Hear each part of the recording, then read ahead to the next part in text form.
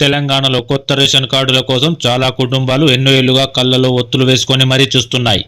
ఈ క్రమంలోనే తెలంగాణలోని రేవంత్ రెడ్డి ప్రభుత్వం గుడ్ న్యూస్ చెప్పింది. తెలంగాణలోని అనేక జిల్లాల్లో కొత్త రేషన్ కార్డులను మంజూరు చేసింది. మే నెల నుంచి రేషన్ తీసుకునేందుకు అర్హులంటూ ప్రభుత్వం లబ్ధిదారుల అందరికీ మెసేజ్లు కూడా పంపించింది. ఇక కొత్త రేషన్ కార్డుల దరఖాస్తులకు సంబంధించి తమకు రేషన్ కార్డు వస్తుందో లేదో, రేషన్ కార్డు వస్తే ఎన్ని రోజుల్లో వస్తుందో, అసలు తమ దరఖాస్తు ఎవరి వద్ద ఉందో తెలియక గందరగోళానికి చాలా మంది గురవుతున్నారు.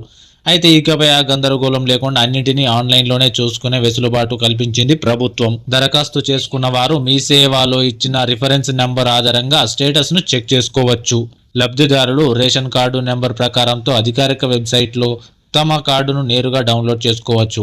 దీనిలో కార్డులోని కుటుంబ సభ్యుల పూర్తి వివరాలు కనిపిస్తాయి. అధికారిక వెబ్సైట్ ఓపెన్ అయిన తర్వాత రిఫరెన్స్ నెంబర్ లేదా కొత్త లేదా పాత రేషన్ కార్డు నెంబర్ను ఎంటర్ చేయాలి.